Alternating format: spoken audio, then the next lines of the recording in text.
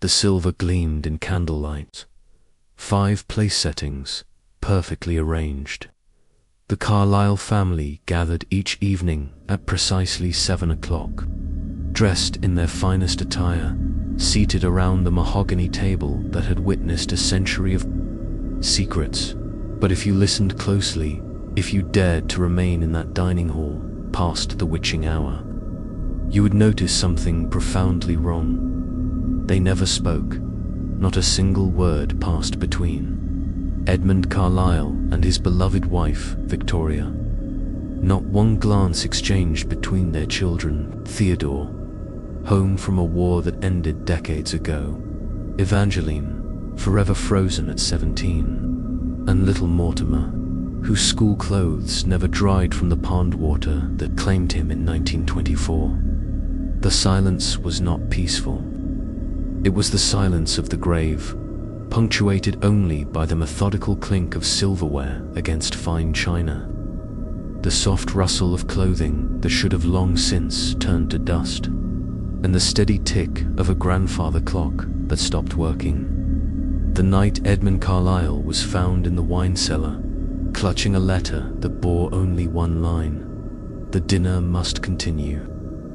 Dr. Marcus Hartwell first documented this phenomenon in 1987, spending 3 nights in the Carlisle estate as part of his paranormal research. His journal, discovered years later in his abandoned office, contained entries that grew increasingly frantic. Day 1. Remarkable preservation of 1920s decor. Day 2. Staff behaves as if nothing has changed since Prohibition era. Day 3. I ate with them tonight. I ate with the dead. And tomorrow, I fear I shall join them at their table. Dr. Hartwell was found the next morning by the local postman, standing perfectly still in the grand foyer, staring at nothing. When approached, he spoke only once. "Dinner is served." He never spoke again. The Carlisle estate stands today as it did a century ago, its Gothic towers piercing the grey sky like accusing fingers. The gardens bloom impossibly, tended by a groundskeeper whose name appears in employment records dating back to 1923, though he appears no older than 30. The windows glow with warm light each evening, and visitors report seeing figures moving gracefully through the dining hall, their dance eternal and eerily silent.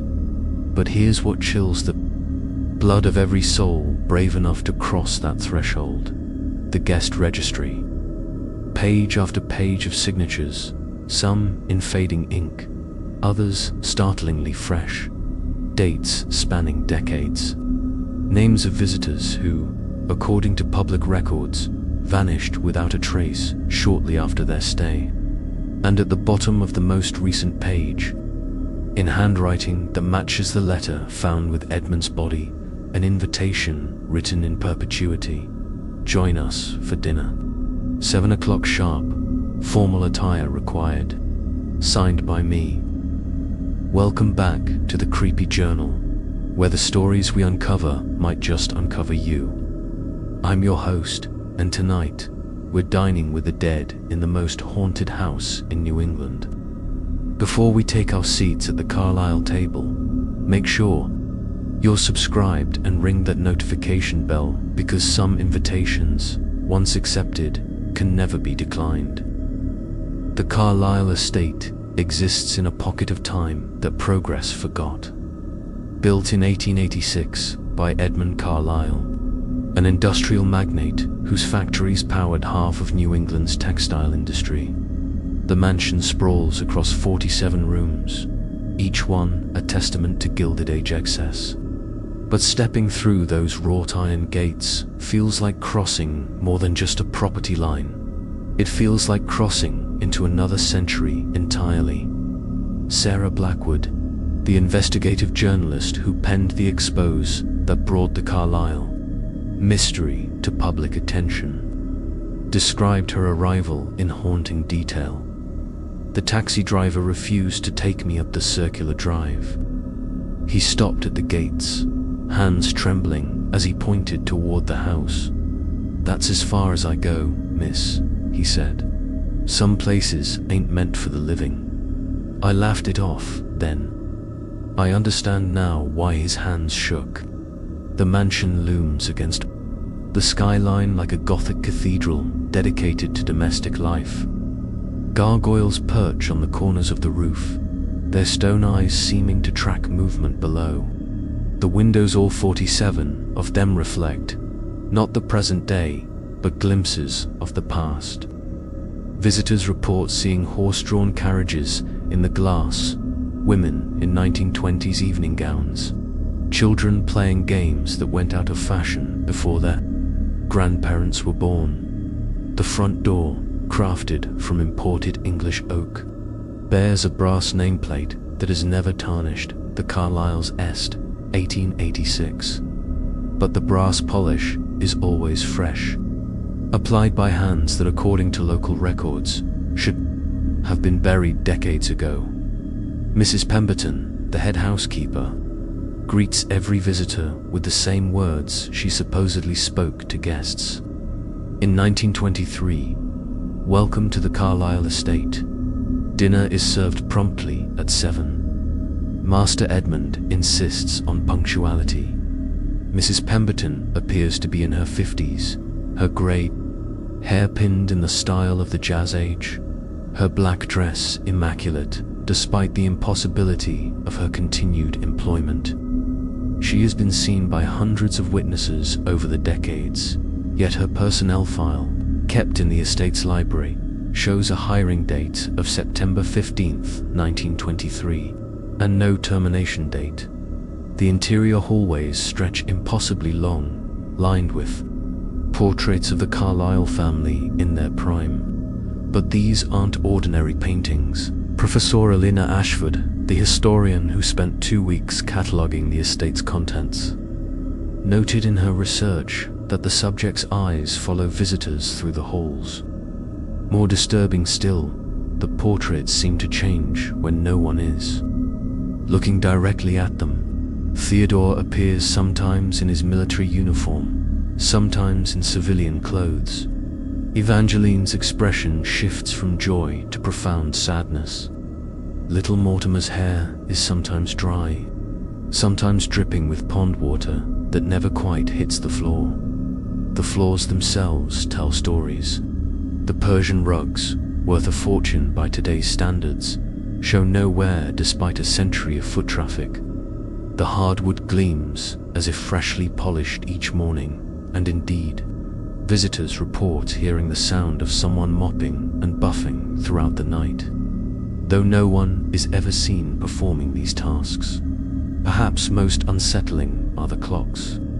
The estate contains 17 timepieces, from delicate mantel clocks to the imposing grandfather clock in the main hall. All of them work perfectly, keeping precise time, but only until 7 o'clock each evening. At that exact moment, every clock in the house stops. They remain frozen until midnight, when they resume their steady rhythm, as if the hours between 7 and 12 simply don't exist in the Carlisle estate. The air itself feels different inside those walls, thick, almost syrupy, carrying the perpetual scent of roast beef, wine, and something else, something that visitors struggle to identify until the realization hits them like a cold hand on the back of the neck. It's the smell of preservation, the smell of things that should decay, but don't, the smell of time itself, stopped and bottled and left to ferment in the shadows of a house where dinner is always about to be served. The Carlisle family doesn't simply haunt their estate. They inhabit it as if the calendar still reads 1924. They move through their daily routines with the mechanical precision of a music box. Beautiful figures trapped in an endless waltz with eternity. Edmund Carlisle appears each morning at precisely 8 o'clock, emerging from the master bedroom in a 3-piece suit that never wrinkles, never fades. He carries the same leather briefcase, opens the same copy of the morning newspaper, dated October 13th, 1924, and settles into his study to conduct business with associates who have been dead for nearly a century. Visitors hiding in the hallway report hearing his side of telephone conversations, discussing stock prices, factory output, and social engagements as if the Roaring Twenties never ended. The Patterson deal should be finalized by Thursday, he says into a telephone that was disconnected in 1925. Tell Whitmore I'll need those reports before the dinner party. Victoria is expecting the Ashfords, and you know how she detests tardiness. His voice carries the authority of a man accustomed to being obeyed, even by death itself. Victoria Carlisle maintains her role as the perfect hostess with supernatural dedication. James Thornfield, the antique appraiser who was hired to value the estate's contents, documented her daily routine in his notes that were later found scattered throughout the house, written in increasingly shaky handwriting. Victoria spends her mornings arranging flowers that never wilt, checking guest rooms that are perpetually ready for visitors, and consulting with Mrs. Pemberton about menu changes that are never made. She speaks to the air as if addressing invisible servants. The blue china for tonight's dinner, Mrs. Pemberton. The Waterford crystal, not the everyday glasses. We must maintain standards. Her voice carries the refined accent of old New England money, each word carefully enunciated, perfectly preserved like everything else in the house. The Carlisle children exist in their own temporal bubbles. Theodore sits in the library each afternoon, reading letters from fellow soldiers who died in trenches across France. He sometimes looks up from his correspondence to speak to empty chairs, continuing conversations that began and ended in 1918. The mud is terrible, Charles, he says to thin air, but morale remains high. We'll be home by Christmas, you'll see. Evangeline practices piano in the conservatory, her fingers dancing across keys that produce hauntingly beautiful melodies. The same 3 songs, played in the same order, every single day. Visitors recognize the tunes as popular songs from the early 1920s, though they carry a melancholy weight that speaks of lives cut short and dreams unfulfilled. She sometimes pauses mid-song to look toward the doorway, as if expecting someone who will never come. Young Mortimer presents the most heartbreaking presents. He plays alone in the nursery, setting up elaborate tea parties for stuffed animals and imaginary friends. His clothes are always slightly damp, and puddles of water appear wherever he sits for too long. Yet no one acknowledges the impossibility of his continued existence. He speaks in the cheerful chatter of childhood, describing adventures and games. 2 playmates that exist only in the space between life and death. But it's the interactions between family members that reveal the true horror of their situation. They acknowledge each other's presence with nods, smiles, and gestures, but they never speak directly to one another. Conversations happen around each other, never with each other. It's as if some cosmic rule prevents them from breaking the silence that fell over the family on that final night in 1924. Rebecca Sterling, the real estate agent who attempted to sell the property, documented a typical family dinner in her final report. They entered the dining room at 7 sharp, each taking their designated seat.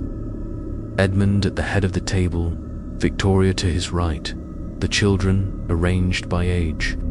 They passed dishes that appeared without explanation, ate food that never diminished on their plates, and maintained perfect table manners throughout.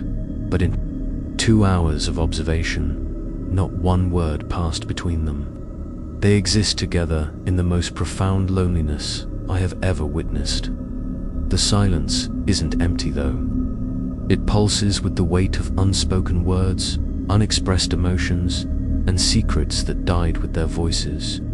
Sometimes, visitors report, you can almost hear the words they're not saying, hanging in the air like whispered prayers that will never reach heaven. The Carlisle estate is filled with anachronisms that shouldn't exist, objects that defy the linear progression of time and hint at the supernatural forces that hold the family in their eternal embrace.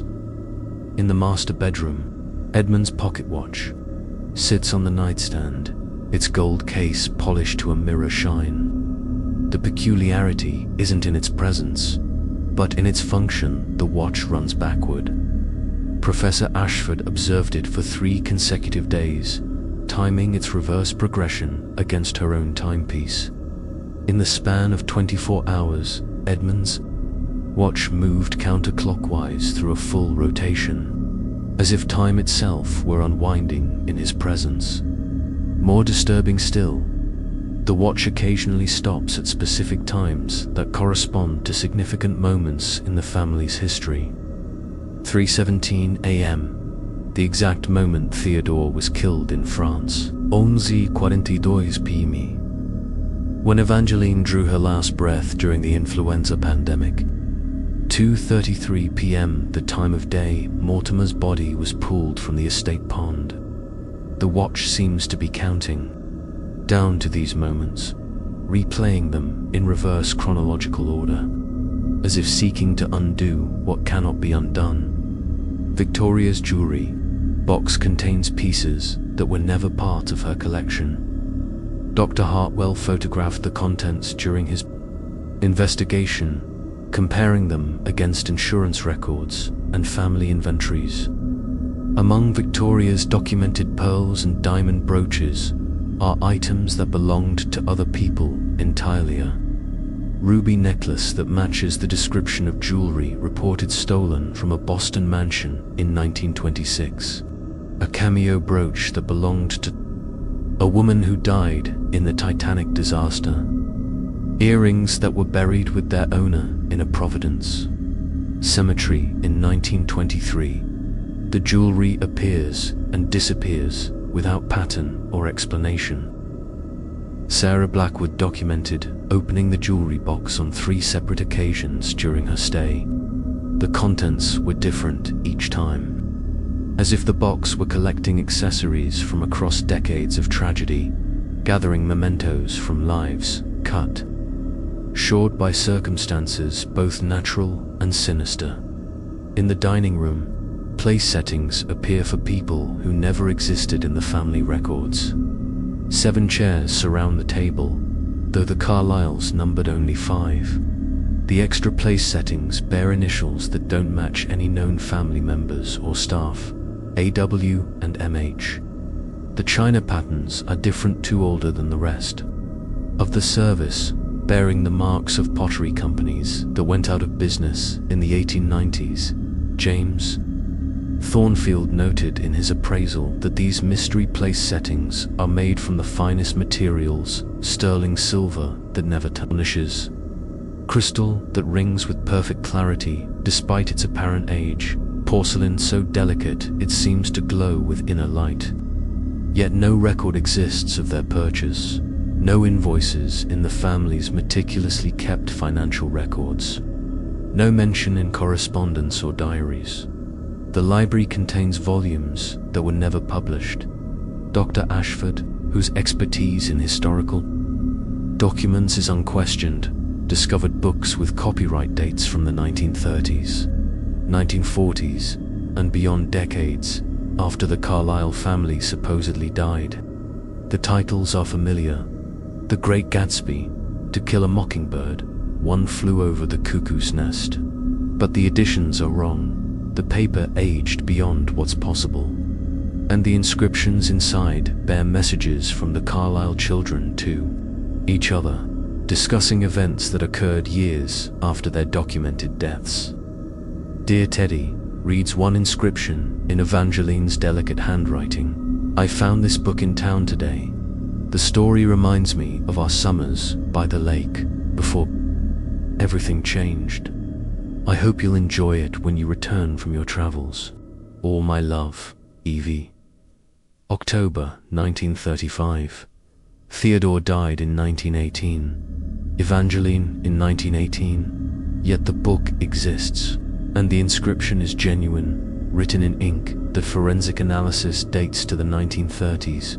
Perhaps most unsettling are the photographs that appear throughout the house, family portraits that include people who were never there. Rebecca Sterling found a photograph in the parlor showing the Carlisle family at a Christmas gathering. But standing behind Edmund's chair is a man in a modern suit, his face clear and smiling, though no one in town recognizes him. The photograph itself appears to be from the 1920s, shot with period equipment on period film, yet the stranger's clothing is distinctly contemporary.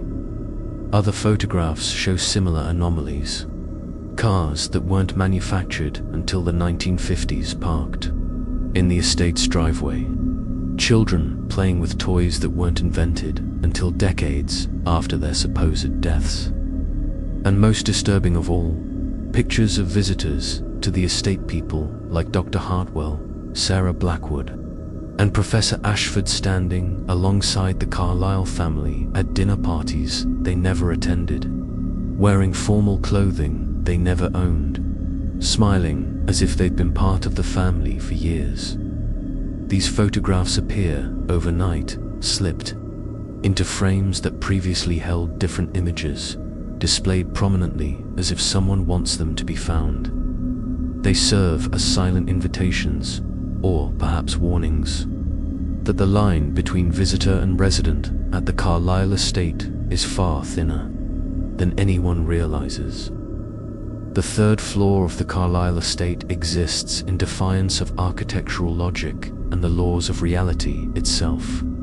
According to the original blueprints filed with the county in 1886, the mansion contains only 2 stories plus an attic, yet every visitor who has spent more than one night in the house reports discovering a staircase that leads to a 3rd floor that shouldn't exist. The staircase appears between midnight and dawn, manifesting in different locations throughout the house. Sometimes it emerges from a hallway closet that previously contained only linens and winter coats. Other times, it rises from the library floor, the wooden planks parting like water to reveal marble steps that ascend into darkness. Dr. Hartwell found it behind a false wall in the master bedroom. Sarah Blackwood discovered it in the conservatory, the piano bench sliding aside to reveal the first step. No 2 witnesses described the staircase identically. Professor Ashford sketched it as narrow and claustrophobic, with walls that seemed to press inward with each step. James Thornfield remembered it as grand and sweeping, with an ornate banister that felt warm to the touch despite the chill that permeated the rest of the house. Rebecca Sterling swore the steps were made of glass, so clear she could see through them to rooms that existed in the spaces between floors. But all agree on one detail. Climbing those stairs feels like drowning in reverse, as if each step takes you deeper into an ocean of crystallized time where the normal rules of existence no longer apply. The 3rd floor itself defies description in any terms that make rational sense. It appears to contain the same rooms as the floors below, but wrong, as if someone had taken a photograph of the house and printed it as a negative. The wallpaper patterns are inverted, the furniture stands in mirror image arrangements, and the windows look out onto views that don't match the estate's actual geography. From the 3rd floor windows, visitors report seeing the estate's grounds as they existed in different time periods. The north window shows the gardens in spring bloom, though it might be December outside. The south window displays the pond frozen solid, with ice thick enough to support the weight of children skating. even in the middle of summer. The east window looks out onto a driveway filled with horse-drawn carriages and Model T Fords, while the west window shows the same space filled with automobiles from the 1950s, then the 1970s, then decades that haven't arrived yet. But it's the dining room on the third floor that reveals the true purpose of this impossible space. Unlike the dining room on the main floor, where the Carlisle family maintains their eternal, silent meal, this room hosts a different kind of dinner party. Here, the Carlisles speak. They speak in urgent whispers about the night everything changed. They argue about decisions that led to their eternal imprisonment. They plead with each other to break the cycle that holds them. But their words are wrong, played backward, or spoken in languages that died out centuries ago. Edmund sits at the head of the table, but his face is wrong sometimes. It appears as he was in life. Sometimes as a skull dressed in a business suit, sometimes as a shadow with burning eyes. Victoria's beauty becomes terrible, her smile too wide, her laugh the sound of crystal breaking. The children age and grow young in the space of seconds, cycling through years they never lived and decades they never experienced. We must tell them, Victoria whispers to Edmund in a voice like grinding stone. They must know what we did, what we sacrificed, what we became. The guests will understand, Edmund replies, though his lips don't move, and the words seem to come from inside. The walls themselves. They'll join us willingly once they see, once they know the truth about the dinner. Theodore speaks in the voice of every soldier who died in the trenches of France. The war never ended. It moved into this house, into our hearts. We're still fighting, still dying, still trying to come home. Evangeline's voice carries the harmony of 1,000 young women who died too soon. The music never stops. Listen, can you hear it? The dance goes on forever, and everyone must take their turn. Little Mortimer speaks with the wisdom of all the children who drowned in all the ponds and lakes and rivers. Across history, the water is warm down here, peaceful. You don't have to breathe, you don't have to hurt, you just have to stay. But the most terrifying aspect of the third floor dining room is the additional place settings. Unlike the main floor, where 2 extra places wait for unknown guests, the third floor table expands to accommodate everyone who has ever visited the estate. Dr. Hartwell's name appears on a place card, written in elegant script. Sarah Blackwood's initials are etched into a crystal goblet. Professor Ashford's favorite foods appear on a plate that bears her family crest. And at the far end of the table, in the shadows where the candlelight doesn't quite reach, additional chairs wait. Empty now, but prepared. Place cards bearing names that haven't been written yet, waiting for visitors who haven't arrived, who might never come, but whose seats are reserved nonetheless in the dining room that exists between reality and nightmare. On the floor that shouldn't be there. In the house where time forgot how to move forward. The third floor can only be accessed between midnight and dawn, and only by those who have already shared a meal with the Carlisle family. But once you've climbed those impossible stairs and seen what waits at the top, you understand why the family maintains their silence on the main floor.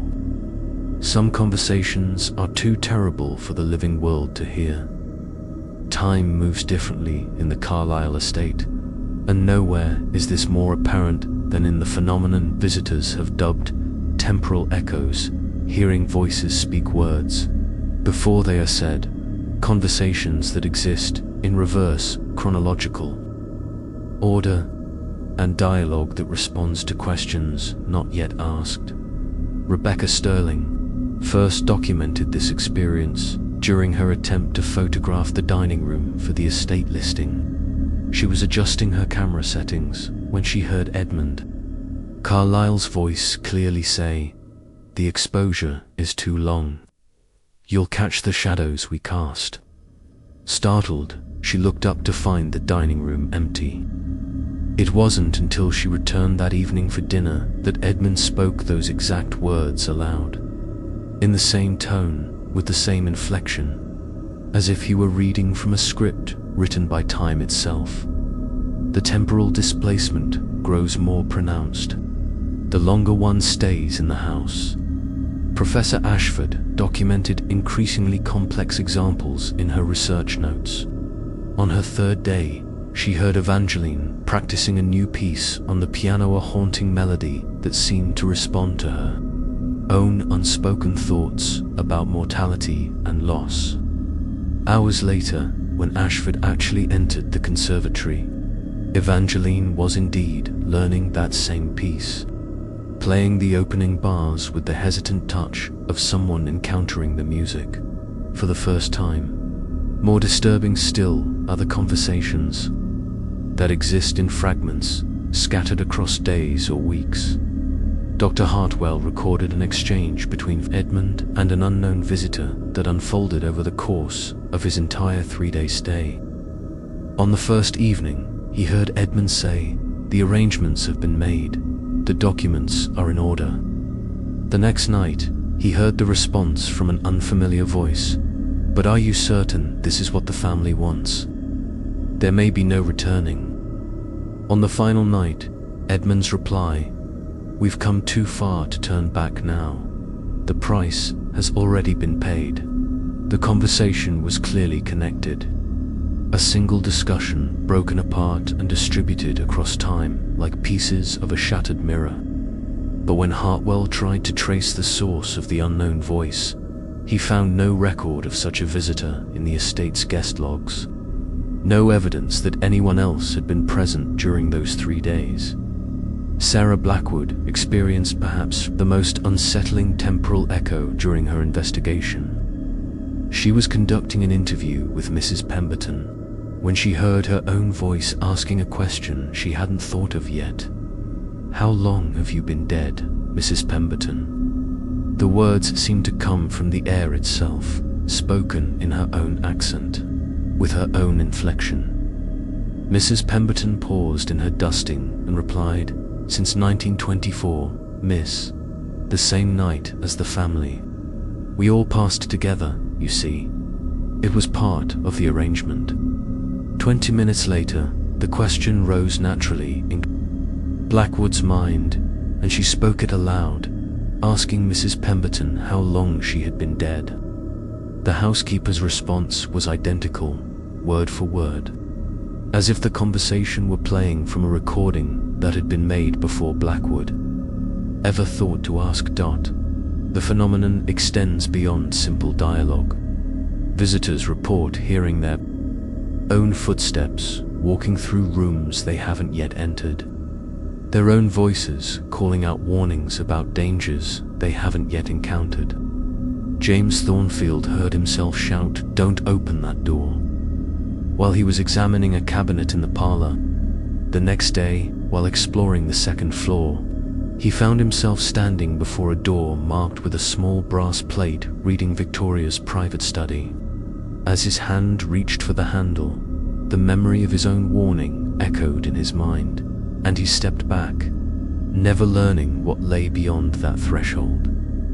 Perhaps most chilling are the instances where visitors hear themselves accepting invitations they haven't been offered yet. Multiple witnesses report hearing their own voices saying, "Yes, I'll stay for dinner," or "Of course I'll join the family," while they're still settling into their rooms, unpacking their bags, and planning their investigations. The acceptance comes hours or even days before the invitation is extended, as if their fate is being decided by a version of themselves that exists further along the timeline. The estate's grandfather clock plays a crucial role in these temporal distortions. Every evening at 6:47 p.m., Exactly 13 minutes before the family gathers for dinner, the clock chimes 13 times instead of its usual 7. During those 13 chimes, visitors report hearing fragments of every conversation that has ever taken place in the house, layered on top of each other in a cacophony of temporal static. Embedded within this chaos are voices from decades past, previous, visitors pleading for help, family members discussing their plans for eternal preservation, staff members coordinating arrangements that defy rational explanation. But most disturbing of all are the voices that speak of events that haven't happened yet, conversations that reference visitors who haven't arrived, and discussions of changes to the estate that haven't been made. The new guest will arrive Tuesday. Victoria's voice can be heard saying during one of these 13 chime episodes, "Prepare the blue room.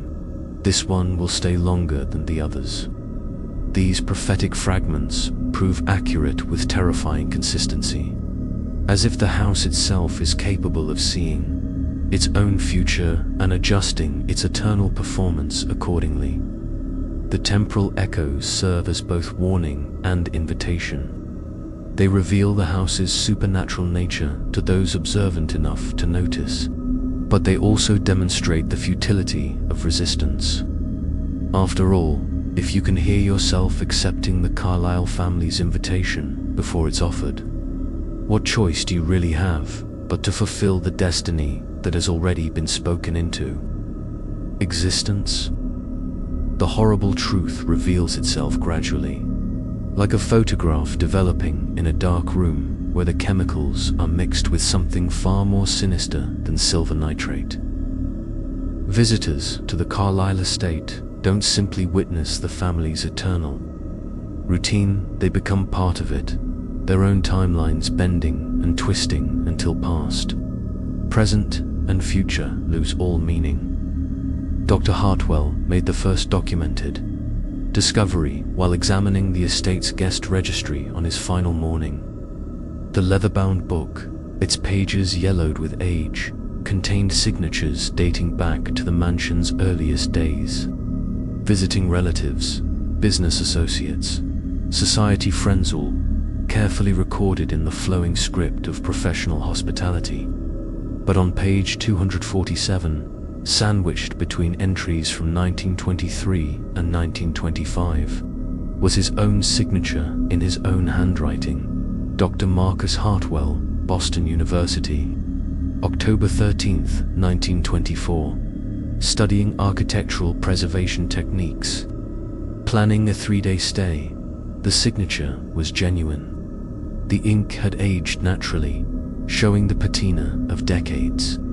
The handwriting analysis he conducted later confirmed it was his own hand, but written 63 years before he was born. Professor Ashford discovered her own temporal displacement while researching the family's business records. In a file marked Industrial Consultants -1922, she found correspondence bearing her letterhead, her signature, and her recommendations for improving working conditions in the Carlisle factories. The letters discussed meetings she had never attended, recommendations she had never made, and concerns about labor disputes that occurred 50 years before her birth. More chilling still was the final letter in the file, dated December 15th, 1924. Thank you for the dinner invitation. Mr. Carlisle, I am honored to join your family's Christmas celebration and look forward to continuing our discussion about the estate's historical preservation in perpetuity. With warmest regards, Professor Helena Ashford. The realization hit her like ice water. She was going to accept their invitation. She was going to stay for dinner. The decision had already been made, recorded in ink and filed away nearly a century ago. Sarah Blackwood found her own evidence in the estate's photograph albums. Mixed among formal portraits of the Carlisle family were candid shots that shouldn't exist, pictures of her laughing with Evangeline in the conservatory, dancing with Theodore in the ballroom, helping Mrs. Pemberton arrange flowers in the main hall. She was wearing clothes she didn't recognize in styles from the 1920s, but her face was unmistakably her own, down to a small scar above her left eyebrow that she'd received in childhood. The photographs were professionally mounted, labeled in Victoria's elegant script, "Our dear friend, Sarah. Christmas 1923, Sarah and Evangeline practicing duets. The whole family, including our beloved Sarah. New Year's Eve 1924. But perhaps the most disturbing discovery belonged to James Thornfield. While cataloguing the estate's valuable paintings, he found his own portrait hanging in the library, a formal oil painting in the style of the 1920s, showing him in period dress, standing beside Edmund Carlisle's desk. The brass nameplate read, "James Thornfield, estate manager, 1920, 1924. Thornfield had never posed for such a portrait. He had no training in estate management. He had been born in 1965, yet the painting captured every detail of his appearance with photographic accuracy, down to the small mole on his neck and the way his left eye squinted slightly when he concentrated beneath. The portrait was a detailed employment record showing his hire date as January 3rd, 1920, his salary progression through 4 years of exemplary service, and his tragic death on October 13th, 1924, the same night the Carlisle family perished. According to the record, he had died trying to save little Mortimer from drowning in the estate pond, sacrificing his life for a child who loved him like a brother. Rebecca Sterling's discovery was perhaps the most personal. In Victoria's private correspondence, she found thank you notes written in her own handwriting, expressing gratitude for help with real estate transactions that had never occurred. The letters detailed her assistance in selling properties, arranging mortgages, and handling legal documents for the Carlisle family business interests in 1923 and 1924. One letter, dated just 3 days before the family's death, was particularly haunting. "Dearest Victoria, thank you for welcoming me so completely into your family. I never expected to find such warmth and acceptance when I first came to value the estate. Your invitation to stay permanently is generous beyond measure. I accept, with all my heart, your devoted friend, Rebecca Sterling." The pattern became undeniable. Every visitor to the estate existed simultaneously in multiple time periods, their present-day selves investigating the mystery, and their past selves already integrated into the Carlisle family's eternal tableau. The house didn't just trap people in a time loop. It rewrote history itself to accommodate their presence, creating false memories, fabricated documents, and phantom relationships that felt more real than reality. The most terrifying aspect of this temporal manipulation was its completeness. Each visitor found evidence not just of their presence in the 1920s, but of their love for the Carlisle family. The forged letters weren't coldly professional, they were warm, affectionate, filled with genuine emotion for people they had supposedly known for years. The photographs didn't show forced smiles or uncomfortable postures. They showed people who belonged, who had found their place in the world at last. Dr. Hartwell's journal contained increasingly personal entries as his supposed 1924 self grew closer to the family. Edmund shared his concerns about the business today. "I find myself genuinely caring about his struggles, offering advice that feels natural and right. Theodore reminds me of my own younger brother, the same earnest desire to serve his country. I worry about him constantly." Professor Ashford's fake correspondence showed a deep intellectual connection with Victoria. Our discussions about women's roles in society have opened new avenues of thought for me. Victoria's insights into balancing domestic responsibilities with personal ambitions are remarkably progressive. I find myself looking forward to our evening conversations more than my own research. The time loop wasn't just trapping their bodies, it was seducing their souls, offering them a family they had never had, relationships they had never formed, and a sense of belonging that their real lives had never provided. The Carlisle estate wasn't just haunted. It was actively recruiting, using the deepest human need for connection as the bait in its supernatural trap.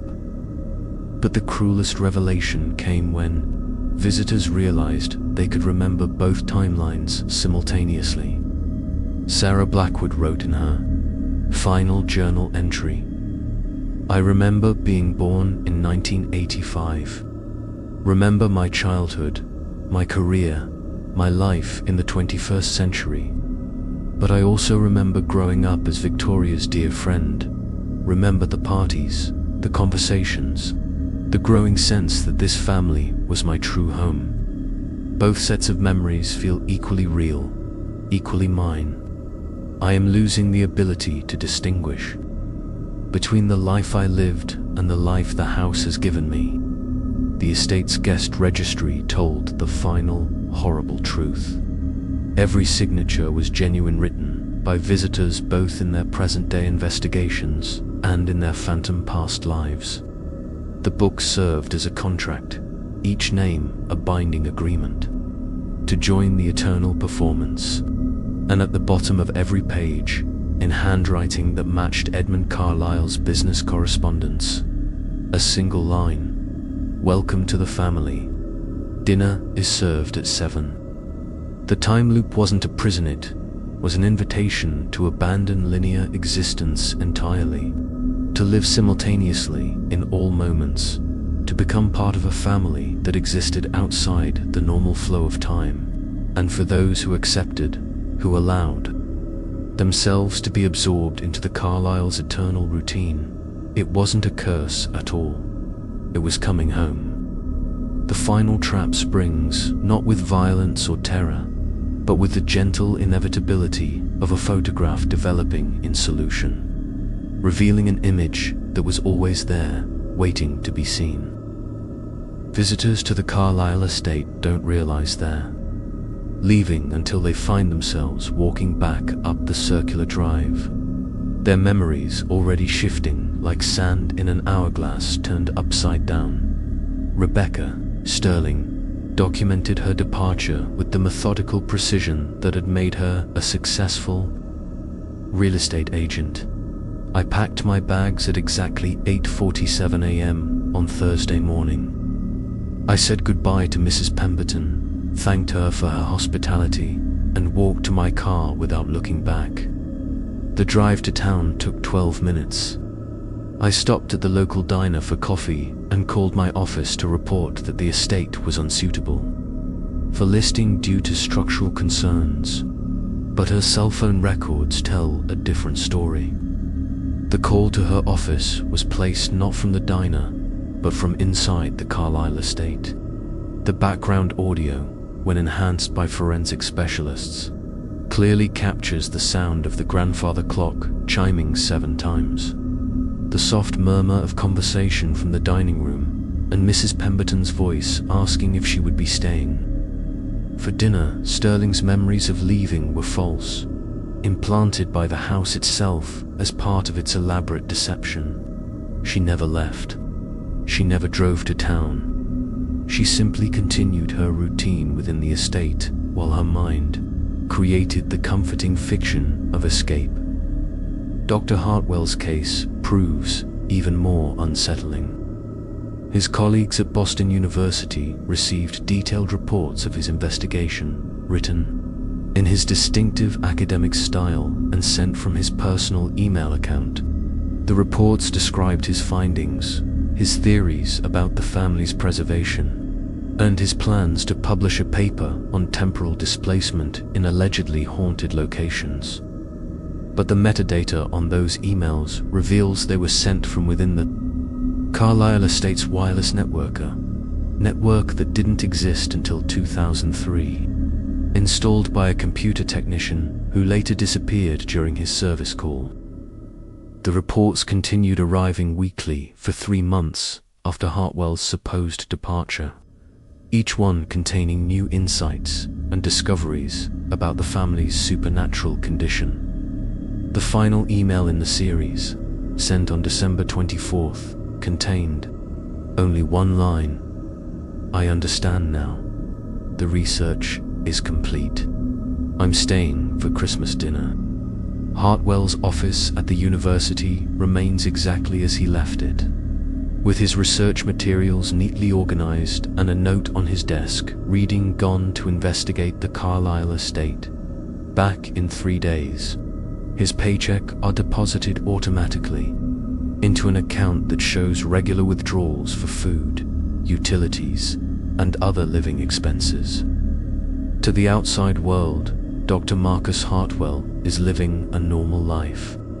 To those who knew him well, he simply became less available, harder to reach, more focused on his work. Professor Ashford's academic calendar shows her teaching classes, attending faculty meetings, and publishing papers on historical preservation. Her students describe her as distracted lately, but more passionate about her subject than ever. They don't notice that her lectures now focus exclusively on the 1920s, that her published papers all reference the same mysterious estate, or that she sometimes speaks of historical figures as if she knew them personally. Her assistant fields calls from colleagues who want to visit her at home, always explaining that the professor is away on extended research, but that she calls in regularly. The address in her university file has been quietly changed to a rural route that leads, inevitably, to the Carlisle estate's front gates. Sarah Blackwood's case might be the most elaborate deception of all. Her journalistic expose of the Carlisle mystery was published exactly as planned, appearing in a major magazine with wide distribution. The article won awards, sparked investigations, and established her reputation as a serious paranormal journalist. She appeared on television programs, gave interviews, and wrote follow-up pieces that delved deeper into the estate's history. But careful investigation reveals that all of these appearances were somehow connected to the estate itself. The magazine that published her story was owned by a holding company whose address led to an empty office building except for one room that contained a single desk, a telephone that connected only to the Carlisle estate, and a window that looked out onto impossibly familiar gardens. The television studio where she gave interviews existed only on the days she appeared there, vanishing like a mirage once the cameras stopped rolling. The other guests on those programs, when contacted later, had no memory of meeting her, no record of their own appearances, and no explanation for the footage that clearly showed them discussing the Carlisle mystery with passionate expertise. James Thornfield's antique appraisal business continued operating after his supposed return from the estate. His clients received detailed evaluations, his invoices were paid promptly, and his reputation remained spotless. But the appraisals began to show curious patterns. Every valuable item was compared to similar pieces owned by a private collector in New England, and his recommendations increasingly suggested that clients sell their antiques to a family estate that specializes in preserving historical artifacts. The estate, it seemed, was using Thornfield's expertise to acquire new pieces for its collection, items that would help maintain the illusion of its 1920s perfection. Each transaction was legal, properly documented, and financially sound. The sellers were satisfied, the pieces were preserved, and the Carlisle estate grew more complete with each acquisition. But the most chilling aspect of the loop's ceiling, mechanism is how it affects the visitors' families and friends. They're loved. Ones don't report them missing because, according to all evidence, they aren't missing. They continue to exist in the world, sending emails, making phone calls, even visiting occasionally, though those visits are always brief, and something about them seems slightly off. The visitors' personalities become more refined, their manners more formal, their conversation more focused on history and tradition. They develop new interests in classical music, period fashion, and formal dining etiquette. They begin to speak with the slightly archaic vocabulary of a bygone era, and their laughter carries the echo of voices that learned to find joy in spite of tragedy. Most disturbing of all, they begin to recruit others. Their recommendations of the Carlisle estate as a research location, a writing retreat, or a unique bed and breakfast become increasingly frequent and persuasive.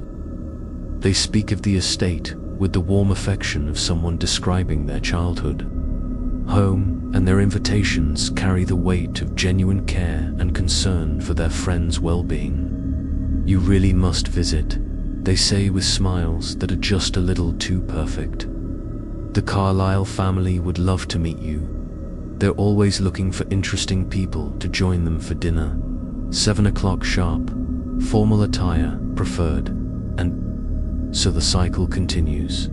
Each escaped visitor becoming an unknowing agent of the estate's expansion, helping to fill the empty chairs around the dining room table, one invitation at a time. Some places don't haunt you, they absorb you, cellular by cellular, memory by memory, until the line between visitor and resident disappears like morning mist over a forgotten grave. The Carlisle estate stands today exactly as it did a century ago, its windows glowing with warm light each evening, its dining room table set for guests who arrive as strangers and leave as family. The truth about the Carlisles isn't that they died in 1924, it's that they chose never to leave. In a world where everything changes, where families scatter and traditions fade, they created something permanent. A place where relationships never sour, where conversations never end, where the people you love gather around the same table every night for eternity. Edmund Carlisle wasn't just a wealthy industrialist, he was a man who understood the mathematics of loss. He watched his son march off to war, watched his daughter succumb to disease, watched his youngest child slip beneath the dark waters of the estate pond. He calculated the trajectory of grief and found it unacceptable, so he negotiated different terms with mortality itself. The price was silence the family would gather, but they would never again risk the words that could wound, the arguments that could divide, the discussions that could destroy.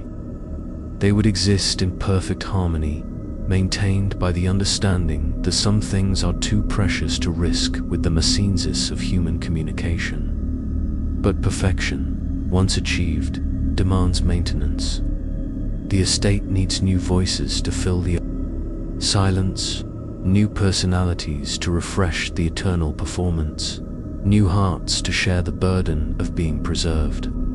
Every visitor becomes part of the solution, contributing their own unique note to the symphony of synchronized existence.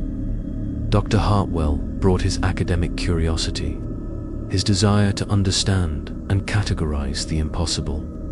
Professor Ashford contributed her historical perspective, her appreciation for the weight of tradition and the value of preservation. Sarah Blackwood offered her storytelling ability, her talent for finding the human truth within supernatural mystery.